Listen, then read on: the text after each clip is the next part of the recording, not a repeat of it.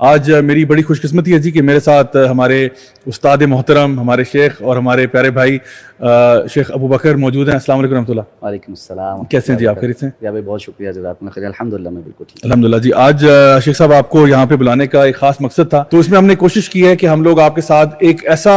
ایسی بات آپ کے سامنے رکھیں کہ جہاں پہ جو کربلا کا واقعہ ہے وہ بھی ہم اس کو ضرور ڈسکس کریں۔ تو سب سے پہلے تو میں چاہوں گا کہ ہم اس ٹاپک کو ڈسکس کریں کہ ماہ محرم جو ہے اس کی اہمیت کیا ہے ہمارے دین میں، اور سب سے پہلے یعنی ہم مسلمانوں کو کیسے پتہ چلا کہ محرم جو ہے وہ بھی کوئی خاص چیز ہے، یا عاشورے کا دن جو ہے 10ویں محرم کا دن جو ہے اس کی کوئی اہمیت ہے؟ بسم اللہ الرحمن الرحیم، الحمدللہ والصلاة والسلام علی رسول اللہ، اما بعد۔ جب بھائی سب سے پہلے تو آپ کا بہت بہت شکریہ، آج آپ نے ایک بڑے اہم دن اور بڑے اہمیت کے حامل موضوعات کو ڈسکس کرنے کے لیے یہاں پہ دعوت دی ہے۔ جو سوال آپ نے پوچھا ہے، محرم الحرام یہ اسلامی کیلنڈر کا یا ہجری کیلنڈر کا پہلا مہینہ ہے۔ قرآن مجید میں اللہ تعالیٰ نے ارشاد فرمایا کہ ان عدۃ الشہور عند اللہ 12 شہرا فی کتاب اللہ، اللہ کے ہاں اللہ کی کتاب میں مہینوں کی تعداد 12 ہے، اور یہ تب سے ہے جب سے اللہ نے زمین و آسمان کو تخلیق کیا۔ منہا اربعۃ حرم، ان میں سے 4 حرمت والے ہیں۔ ان حرمت والے مہینوں میں محرم الحرام سال کا پہلا مہینہ حرمت والا مہینہ ہے۔ حرمت والا مہینہ جب ہم کہتے ہیں تو اس سے مراد یہ ہوتی ہے کہ یہ ایک ایسے مہینے ہیں سال میں 4 جن کے اندر بہت ساری چیزوں کی تعظیم کی جاتی ہے، اور اس میں قتل و غارت گری کا نہ ہونا، جنگوں کا روک دینا، ان ایام کے اندر خصوصی طور پر اللہ رب العزت کی طرف رجوع کرنا، اور بہت ساری دیگر جو شریعت نے بتائی ہے یہ عبادات ہیں ان کی طرف توجہ کرنا۔ اسلام سے پہلے جو جاہلیت کا زمانہ تھا، مشرکین مکہ بھی ان مہینوں کی حرمت کا خیال کرتے تھے، اور اس میں جو قتل و غارت گری وغیرہ تھی اس کو روک دیتے تھے۔ تو سب سے پہلی بنیادی بات تو یہ ہے کہ محرم جو ہے وہ حرمت والا مہینہ ہے۔ صحیح۔ پھر محرم کے اندر خاص طور پر جو 10 محرم کا دن ہے اس کی بڑی سگنیفیکنس، ہم چونکہ اس کو یوم عاشورہ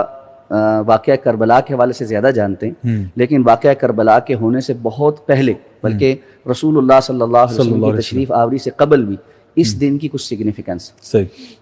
ہمیں بعض روایات میں جو اسرائیلی روایات ہیں، لیکن چونکہ اسرائیلی روایات کا اصول یہ ہے کہ اللہ کے رسول صلی اللہ علیہ وسلم نے فرمایا تھا کہ حدثوا عن بنی اسرائیل فلا حرج، اور تم بنی اسرائیل سے جو روایات آتی ہیں ان کو بیان کر سکتے ہو، اس میں کوئی حرج نہیں، اصول کے مطابق کہ وہ شریعت کے بتائے ہوئے یا کتاب و سنت کی معلومات سے متصادم نہیں، تو یہ متصادم نہیں۔ ہمیں پتہ چلتا ہے کہ سب سے پہلے جو 10 محرم کی اہمیت ہے حضرت نوح علیہ السلام کے دور میں، کہ جب قوم نوح پر عذاب آیا اور اہل ایمان کو اللہ رب العزت نے نجات عطا فرمائی، اور وہ ایک کشتی میں سوار ہو کر اس فلڈ سے یا اس سیلاب سے گزر گئے، تو حضرت نوح علیہ السلام کی وہ کشتی جودی پہاڑ کی چوٹی پر جب رکی تو وہ 10 محرم کا دن تھا، یعنی اس عذاب کے ٹلنے کا جو دن تھا وہ 10 محرم کا دن تھا۔ تو یہ ایک یوم نجات تھا قوم نوح علیہ السلام کے مومنین کے لیے کہ کفار کو اللہ نے ہلاک کیا اور اہل ایمان باقی بچے۔ تو یہ سگنیفیکنس وہاں سے شروع ہوتی۔ پھر حضرت موسیٰ علیہ السلام کے جو قوم ہے بنی اسرائیل، اس کو فرعون سے غلامی سے نجات ملتی ہے، تو اللہ تعالیٰ نے حضرت موسیٰ علیہ السلام کو فرعون سے اور بنی اسرائیل کو فرعون سے جب نجات عطا فرمائی تو وہ دن بھی 10 محرم کا دن تھا۔ لیکن یعنی 10 محرم کی ایک بڑی سگنیفیکنٹ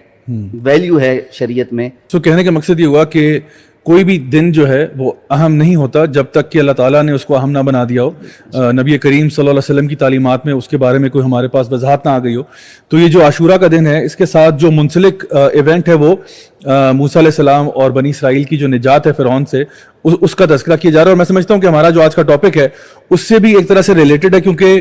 وہ بھی ایک ظلم اور بربریت کی داستان تھی جس سے پھر ان کو نجات ملی۔ جس طرح ہمیں معلوم ہے کہ فرعون تو ان کے بچوں کو بھی قتل کر دیا کرتا تھا، اور جو کچھ اس نے ظلم کیا ان لوگوں کے اوپر وہ بہت شدید تھے، اور آئی تھنک اس میں ایک مومنین کے لیے خوشخبری بھی ہے، جس طرح اللہ تعالیٰ فرماتے ہیں فَإِنَّ مَعَ الْعُسْرِ يُسْرًا إِنَّ مَعَ الْعُسْرِ يُسْرًا،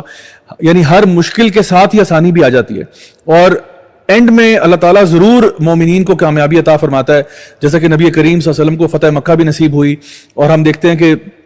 باقی جو انبیاء کی سٹوریز ہم پڑھتے ہیں تو ہم کہتے ہیں کہ انشاءاللہ الرحمن جو لوگ ایمان والے ہوتے ہیں اللہ تعالیٰ ان کو ضرور کامیابیاں دیتا ہے دنیا میں اور آخرت میں، انشاءاللہ وہ تو ہے ہی ہے. تو انشاءاللہ ہمیں کبھی بھی مایوس نہیں ہونا چاہیے. میں سمجھتا ہوں کہ اصل میں ایک بہت بڑا درس جو ہمیں اس سے مل رہا ہے وہ یہ کہ کسی بھی مومن کو مایوس نہیں ہونا چاہیے، ہمیشہ اللہ تعالیٰ پر بھروسہ کرنا چاہیے اور اس امید سے رہنا چاہیے کہ انشاءاللہ میں اگر اپنا کام کروں گا تو انشاءاللہ الرحمن اللہ تعالیٰ میرے کام میں برکت ڈالے گا اور اس میں مجھے خیر و عافیت سے باہر بھی نکال دے گا.